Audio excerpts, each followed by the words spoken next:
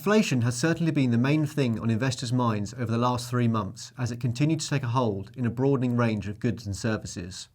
Although certain to rise even more in the months ahead, we are confident that inflation will ease in 2023. The key questions are what level inflation will fall to, especially if a wage price spiral has become established, and what the costs of controlling it will be in economic terms. The tightrope on which central banks are treading as they navigate a path between the perils of inflation and recession grows ever narrower.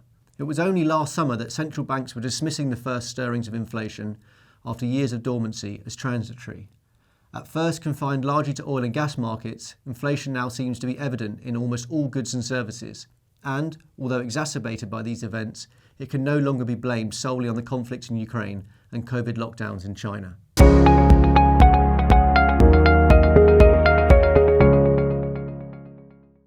Against a backdrop of raging inflation and rising interest rates, investors in bond markets endured another wretched quarter. As a reminder, inflation is the nemesis of most bond markets because it erodes the value in real terms of interest payments and the final repayment of capital when a bond matures and is repaid, both of which are fixed. Thus, when inflation is rising, the price of a bond will usually fall and its yield therefore rise in order to compensate. Indices recording the returns of the conventional UK government gilt market were down another 7% in the second quarter of the year, taking the loss since the beginning of the year to 14%. So much for the safety of government bonds. Rising yields and tumbling prices, though, are not just a UK phenomenon. Investors in the broad US Treasury market lost 3% in the last quarter as yields continue to rise and have now lost just under 9% since the beginning of the year. Turning to bonds issued by companies as opposed to governments, growing fears of an economic downturn and the impact this would have on companies caused prices of corporate bonds to fall by even more than equivalent government bonds.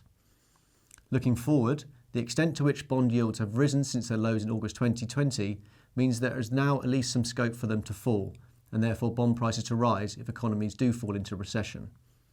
Government bonds are clearly not, though, primed to provide as much protection as they did at the start of the dot-com bust in 2000 or the beginning of the financial crisis in 2007, when 10-year gilts yielded more than 5%.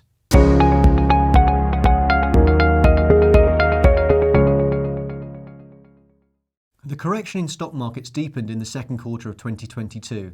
Having lost just over 4% in the first 3 months of the year, global stock market indices slumped by 14% in the second quarter, taking the year-to-date decline to almost 18% in local currency terms. Although this provided a very rude and unwelcome awakening for many investors, it is important to put the recent performance of stock markets into perspective. Despite their falls this year, global equity indices are still up by more than 11% PA, including dividends, in local currency terms over the last 10 years. Returns of such magnitude were never going to be sustainable, and a large part of them can probably be attributed to more than a decade of artificially low interest rates and bond yields engineered by central banks. Given that the key elements of the macro backdrop were broadly the same as in the first 3 months of the year, it is not surprising that regional variations in stock market performance were similar in the second quarter of the year to the first. Amongst developed markets, the UK and Japan were the most resilient in local currency terms, and the US and European markets the weakest. Down by just 5% in the second quarter of the year and also year to date, the UK stock market as a whole continued to benefit from its heavy weightings in multinational companies which generate a high proportion of their revenues outside of the UK, old economy stocks such as mining and oil stocks, and its dearth of technology firms. Once again, though, there was substantial divergence between indices representing the performance of the UK's largest companies and of the much weaker performance of medium-sized and smaller UK companies, whose fortunes tend to be more aligned to the domestic economy.